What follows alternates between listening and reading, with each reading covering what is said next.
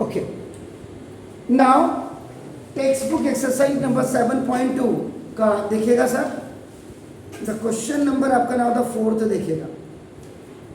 आपको इसमें ratio find out करना है, तो जरा सॉल्यूशन में देखिएगा ध्यान से।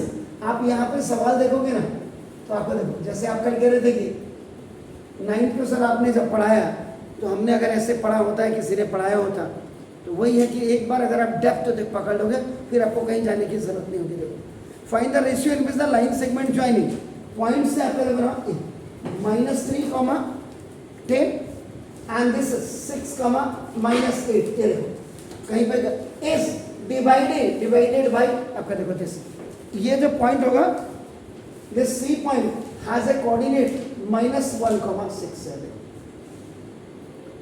Find the ratio in which the line segment joining the point.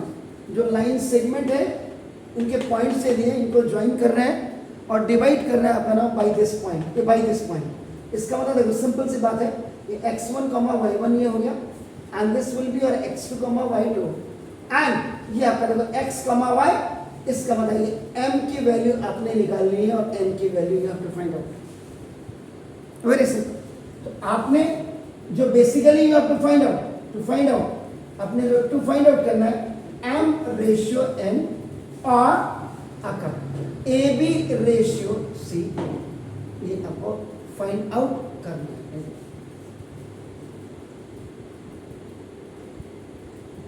Language समझ लीजिए। कई बार व्हाट हैपन कि पता चला आपने when you are solving the question, कई बच्चे होंगे आपके हिंदुस्तान में, उनको कोई उनका यार ठीक है टीचर ने बताया तो उन्होंने कहा x1 y1 आपका x2 y2, ये नहीं करके उन्होंने कहा x1 या xy x1 y1 x, ऐसे नहीं कर सकते। AB रेशियो CB या फिर AC ratio CB? AC ratio AC ratio CB, exactly. तो देखो ये निकालना है। तो ना अब आप क्या करेंगे, applying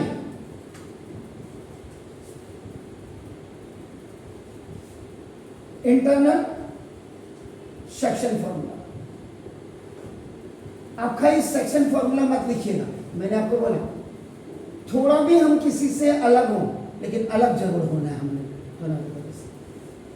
so now x is equal to mx2 plus nx1 upon ना देखो m प्लस n, और y इज इक्वल आपका देखो दोस्तों my2 plus ny1 upon m plus n।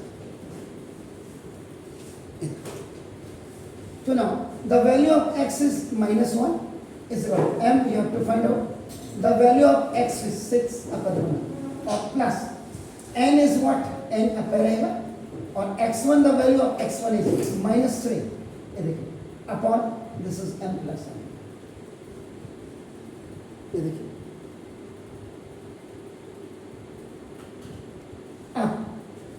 Now y the value of y is 6 equal to आपका देखो ना m, you have to find out the value of y2 is -8 plus n, you have to find out the value of y1 is this आपका ना 10 और upon आपका देखो ना m plus n, ये हो गया। चेक कर ले, कहीं पर अगर कोई दिक्कत है तो बताइएगा। अब देखिएगा दिस इज -m और दिस इज -n, ये मोनोमियल और बाइनोमियल की तरफ काम करेगा आपका देखो ना, इक्वल टू 6m और -3m, प्लस माइनस का माइनस। अब आपका देखो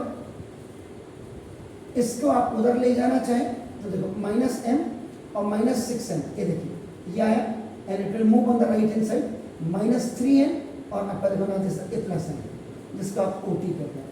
तो दिस -7n और इक्वल टू -2n, माइनस से माइनस देखो आपका खलास, ये देखो माइनस तो दिस m अपॉन n, ये नीचे आ जाएगा इक्वल टू 2/7, इसको कहते हैं by cross multiplication. Therefore m ratio n is equal to 2/7, यानी कि इसका मतलब इट मीन्स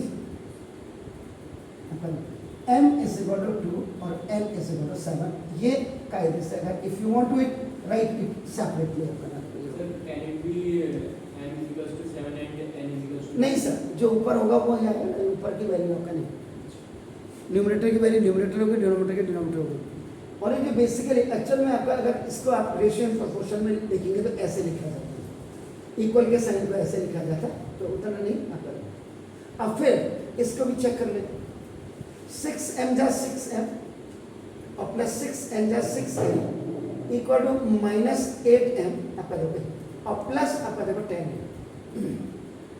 अब ना 6m प्लस 8m ऐसे करो, 10n और माइनस आपका देखो ना होते 6m।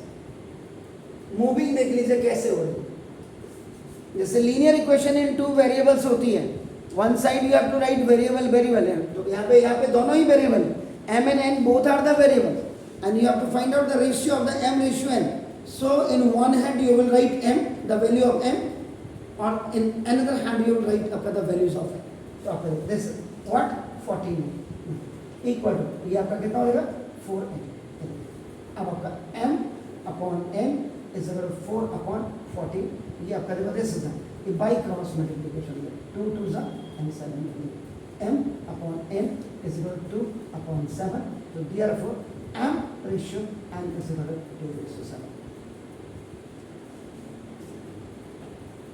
ये दोनों से देखिए आपको, दोनों से है, so therefore